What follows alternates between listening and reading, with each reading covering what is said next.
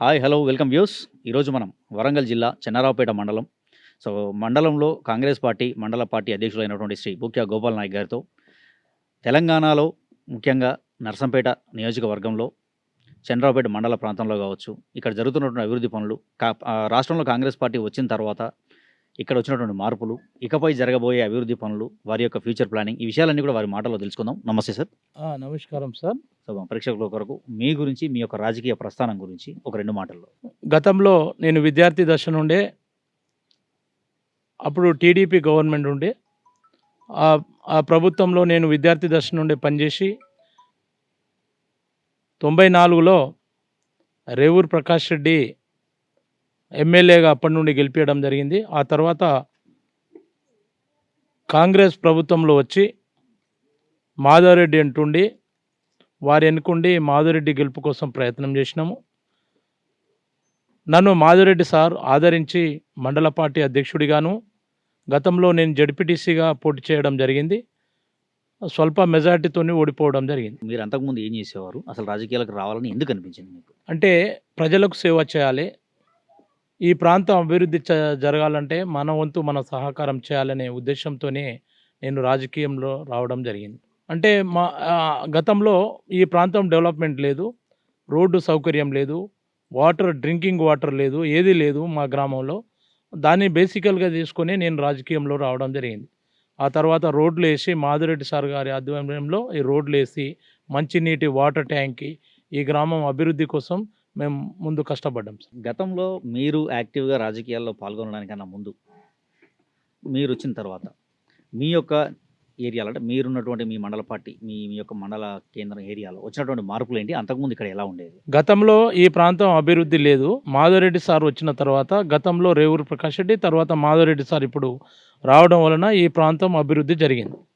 అభివృద్ధితో పాటు మా శాయశక్తులు ఈ ప్రాంతంలో గిరిజనులు ఎక్కువ ఉన్నారు కాబట్టి ఈ ప్రాంతం అభివృద్ధి కోసం మా వంతు సహాయం చేయాలనే ఉద్దేశంతోనే మేము రాజకీయాల్లో రావడం జరిగింది. గతంలో టీఆర్ఎస్ పార్టీలో కూడా కొద్ది రోజులు ఉన్నట్టుగా అక్కడ ఉన్నటువంటి గత ఎమ్మెల్యే శ్రీ పెద్ది సుదర్శన్ రెడ్డి గారితో మీకు చిన్న చిన్న విభేదాలు ఏర్పడి ఆ తర్వాత మీరు కాంగ్రెస్ పార్టీలోకి వచ్చినట్టుగా కొన్ని వార్తలు వినిపిస్తున్నాయి.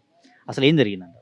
అప్పుడు ఉద్యమం, తెలంగాణ ఉద్యమం, మన రాష్ట్రం మనకు కావాలి అనే నినాదంతోనే కాంగ్రెస్ పార్టీలో వండుకుంటూ ఇప్పుడు కోదండరామ్ గారి నాయకత్వంలో కావచ్చు, ఆ రోజు అనేక కార్యక్రమాల్లో మిలియన్ మార్చ్ కావచ్చు, సాగర్ హారం కావచ్చు, అన్నిట్లో పాల్గొని మనము ముందుకెళ్ళినాము కాంగ్రెస్ పార్టీలో వండుకుంటూ. ఎందుకంటే తెలంగాణ రాష్ట్రం కావాలి, మన నీళ్లు, మన నిధులు, మన నియామకాలు మనకైతే రేపు ఈ ప్రాంతము విద్యార్థులకు ఉద్యోగాలు వస్తాయి, ఈ ప్రాంతం అభివృద్ధి జరుగుతుంది అనే ఒకే ఆకాంక్షతోనే ఆ రోజు కాంగ్రెస్ పార్టీలో వండుకుంటూ ఉద్యమంలో పాల్గొనడం జరిగింది.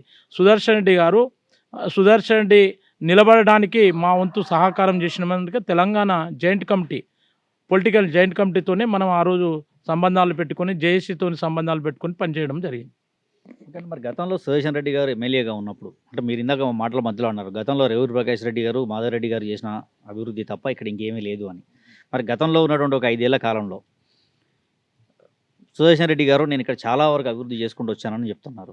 మరి ఆ మాటలు అబద్ధం అంటారా? ఇక్కడ ఏమి అభివృద్ధి జరగలేదా? సుదర్శన్ రెడ్డి అనేవారు ఈ గ్రామానికే రాలేదు. ఇప్పటి వరకు ఆయన ఎమ్మెల్యేగా ఉండి సివిల్ సప్లై చైర్మన్ అయిన తర్వాత కూడా ఈ గ్రామంలో వచ్చి చేసింది ఏం లేదు, అంత శూన్యము. ఈ మండలంలో చేసింది కూడా శూన్యమే.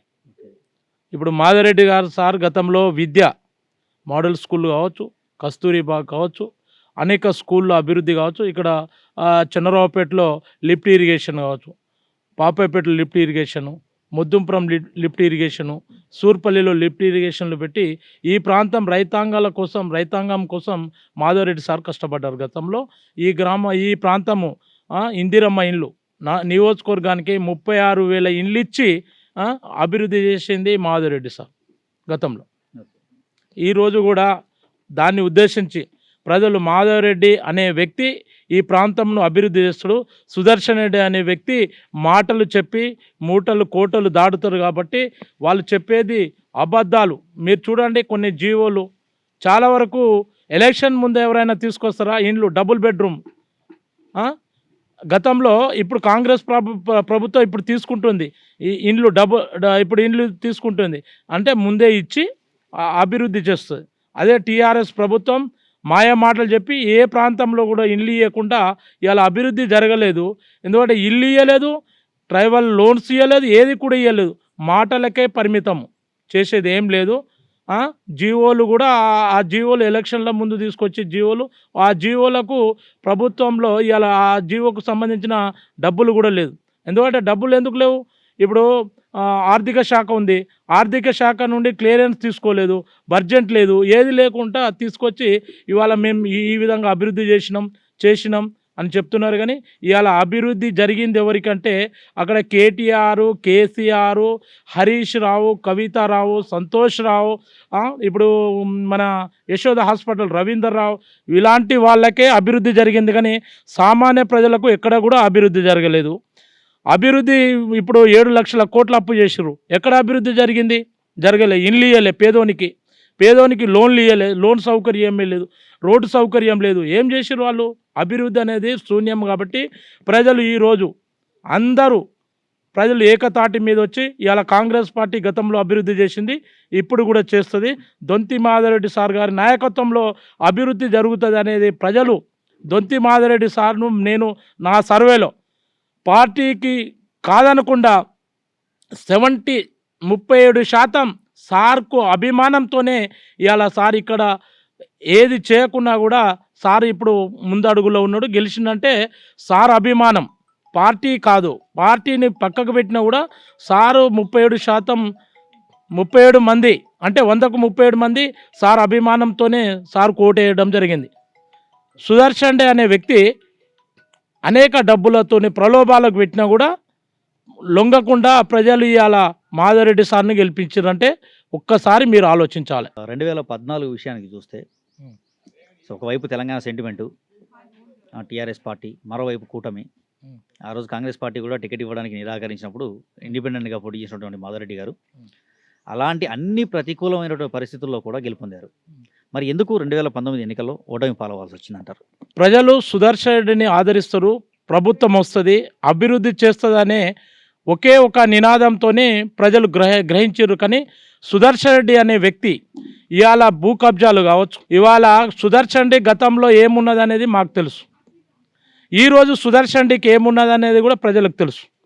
అదంతా ప్రజలు చూసే ఈరోజు 2023లో ఆయనను గెలిపిస్తే అంటే అప్పుడు టీఆర్ఎస్ ప్రభుత్వం యొక్క గాలి ఉంది, ఆ గాలిలో సెంటిమెంట్లో గెలిచినటువంటి సుదర్శన్ రెడ్డి ప్రజలకు చేసింది శూన్యం.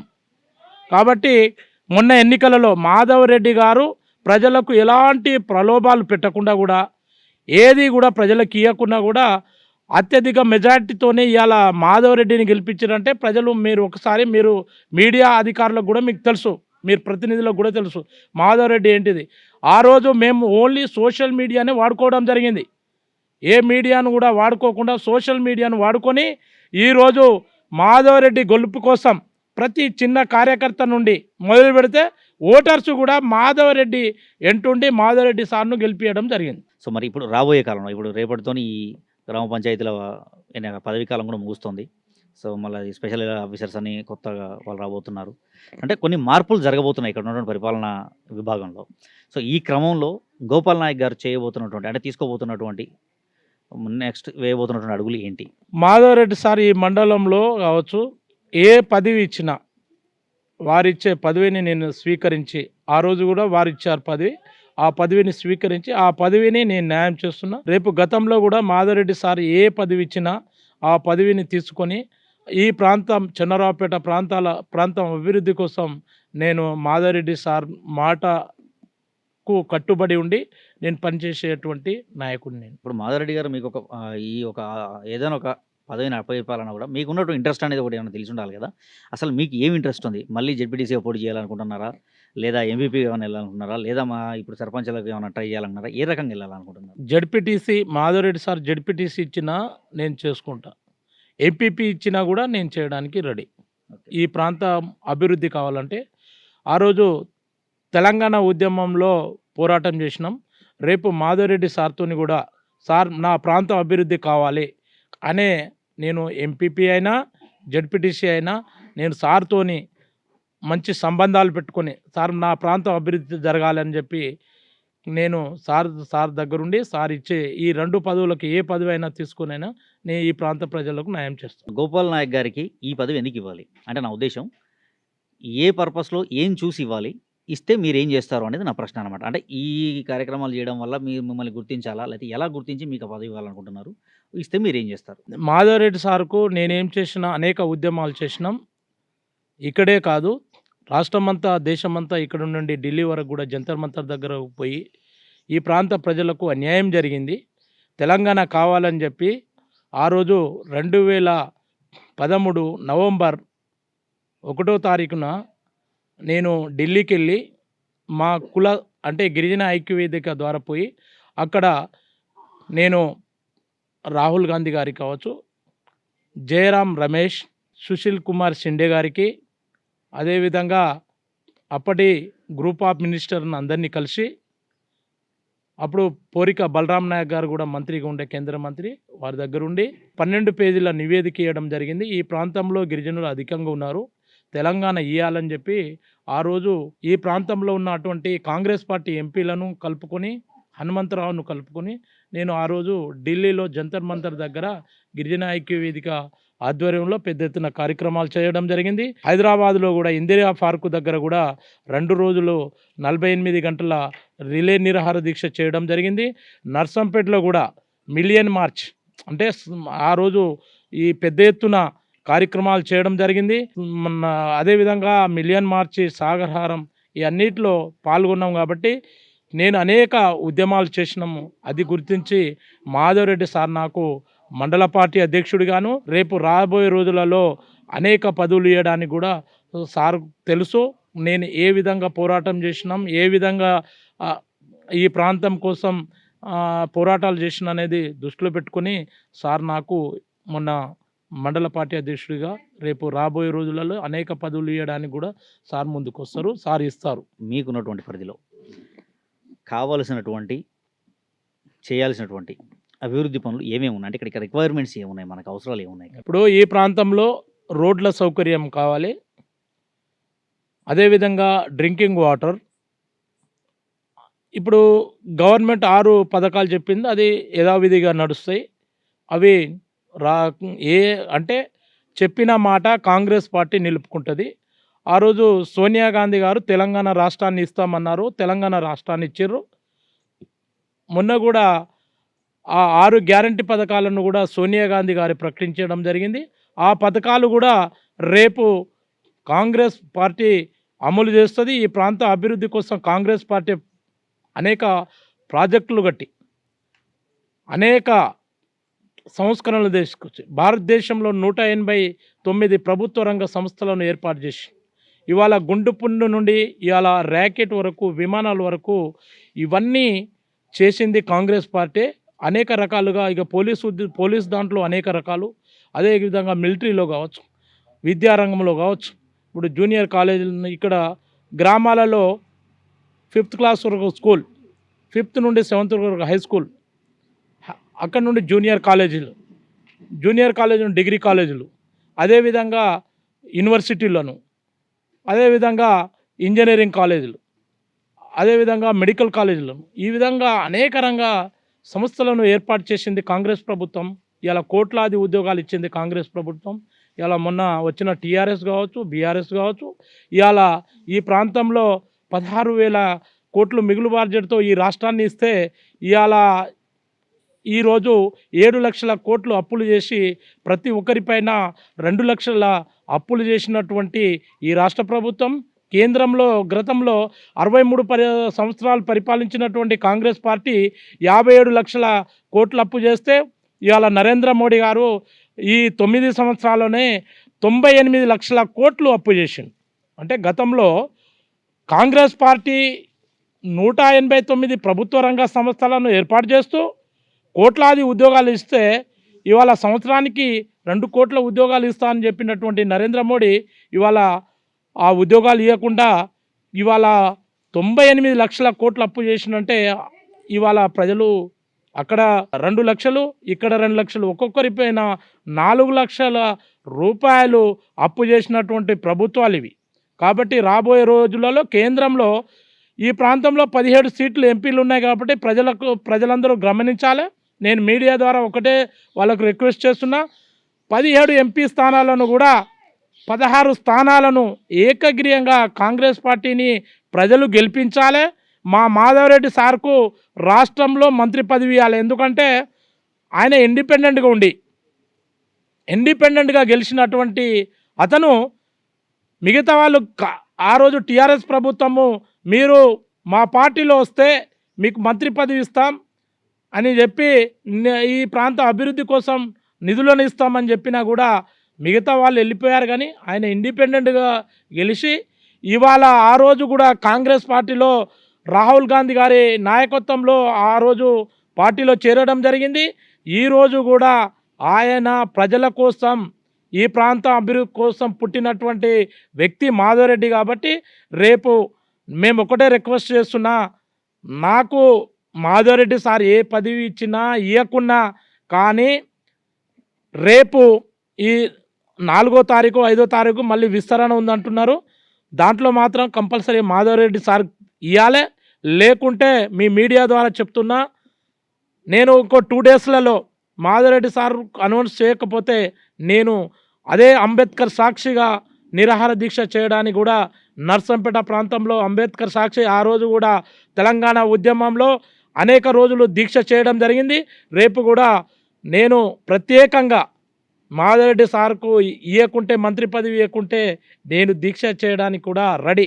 రేవంత్ రెడ్డి గారు మొన్నటి ఎన్నికల్లో స్టేట్ మొత్తం తిరిగారు. పాలకుర్తి లాంటి ఏరియాలకు ఒకసారి కాకుండా 2 సార్లు వచ్చిన సందర్భాలు కూడా ఉన్నాయి. కానీ నర్సంపేటకు మాత్రం రాలేదు. దానికి కారణం మాధవరెడ్డి గారికి, రేవంత్ రెడ్డి గారికి ఒక చిన్న విభేదాలు అని చెప్పేసి ఇక్కడ చాలా మంది మాట్లాడుకుంటున్నారు. ఇది ఎంతవరకు నిజం అంటారు? ఒక పార్టీలో మనిషిగా మీరు చెప్పండి. అదే ఏం లేదు. మాధవరెడ్డి సార్ అంటే నా ఓన్ కెపాసిటీ మీద నేను గెలుస్తాను. ఇప్పుడు అనేక మీటింగ్లలో చెప్తున్నారు సీఎం రేవంత్ రెడ్డి అని. రేవంత్ రెడ్డి స్వయాన భూపాలపల్లికి వచ్చినప్పుడు, మీటింగ్కి వచ్చినప్పుడు స్వయాన మాధవరెడ్డి సార్ ఇంట్లోనే భోజనం చేసి, అక్కడికి వచ్చి భోజనం చేసి వెళ్ళిపోయాడు.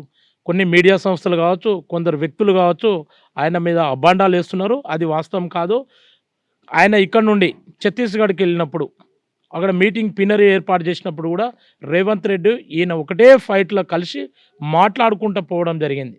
అది ఎవరో కొంతమంది వ్యక్తులు, అంటే గిట్టని పార్టీ నాయకులు ఈ మీడియా ద్వారా వారి మధ్య వైరుధ్యాలు ఉన్నాయి అని చెప్పడం అది కరెక్ట్ కాదు. వాస్తవంగా ఈయన రేవంత్ రెడ్డి గారితో మాట్లాడుతున్నారు, అభివృద్ధి కోసం అని చేస్తున్నారు. రేపు మంత్రి పదవి కూడా వస్తుంది. కాదంటే కొంత సామాజిక వర్గం, ఇప్పుడు మంత్రి పదవులలో ఇచ్చినటువంటి సామాజిక వర్గం ఇది ఉందనేది తప్ప మాధవరెడ్డి సార్కు రేపు ఇస్తారు కంపల్సరీగా. అవకాశం ఉందంటారా? ఇప్పుడు ఆల్రెడీ వరంగల్ జిల్లా, ఉమ్మడి వరంగల్ జిల్లాకు సంబంధించి అటు సీతక్క గారికి, ఇక కొండ సురేఖ గారికి ఆల్రెడీ 2 మంత్రి పదవులు ఇచ్చున్నారు కదా. మళ్ళీ 3వ పదవి అనేది ఈ ఏరియాకి ఇవ్వడం అనేది సాధ్యమేనంటారా? ఇప్పుడు మనకు దాదాపు 56 సంవత్సరాల నుండి ఈ ప్రాంతంలో, గతం నుండి కూడా ప్రభుత్వం మన స్వాతంత్రం వచ్చినప్పటి నుండి కావచ్చు, ఈ ప్రాంతంలో మంత్రి పదవి రాలేదు. మా రిక్వెస్ట్ ఏంటంటే, మా నాయకుడు ప్రజల మనిషి, కష్టపడే తత్వం ఉంది, కార్యకర్తలను కూడా కాపాడేటువంటి నాయకుడు మా మాధవరెడ్డి సార్. కాబట్టి కంపల్సరీగా ఆయనకు మంత్రి పదవి వస్తుంది అనేది మేము ఆశిస్తున్నాం. ఆయనకు రావాలి. రాకుంటే మేము త్వరలో ఒక 2 రోజుల తర్వాత మా కార్యాచరణ నేను ప్రకటిస్తాను. అది ఆయనకు సంబంధం లేదు, మాధవరెడ్డి సార్కు సంబంధం అయినది కాదు.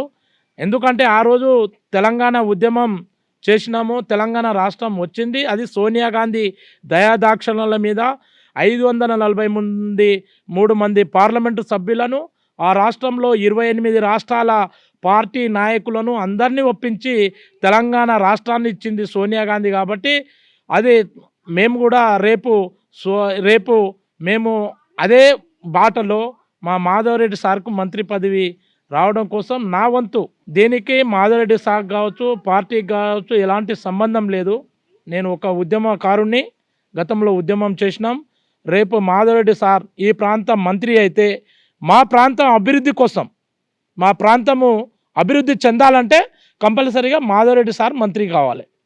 మంత్రి అయితేనే ఈ ప్రాంతం తండాలు కావచ్చు, గుడాలు కావచ్చు, గ్రామాలు కావచ్చు, గ్రామ పంచాయతీలు కావచ్చు, ఈ 31 జీపీలు ఈ ప్రాంతంలో ఇవి అభివృద్ధి కావాలంటే మాధవరెడ్డి సార్ కంపల్సరీగా మంత్రి కావాలి. ఇవి చంద్రరావుపేట మండల పరిధిలో గోపాల్ నాయక్ గారు ఇక్కడ స్థానికంగా నియోజకవర్గ పరిధిలో మాధవరెడ్డి గారి యొక్క పనితీరు గురించి, ఇక్కడ జరుగుతున్నటువంటి అభివృద్ధి పనుల గురించి, సో అన్ని విషయాలు వారి మాటల్లో విన్నాం. సో మరికొద్ది రోజుల తర్వాత మరోసారి గోపాల్ నాయక్ గారిని కలిసి ఇక ఆయన ఫ్యూచర్ ప్లాన్ గురించి కావచ్చు, ఇంకా మరికొన్ని విషయాల గురించి తర్వాత చర్చిద్దాం. అంతవరకు సెలవు. నమస్తే.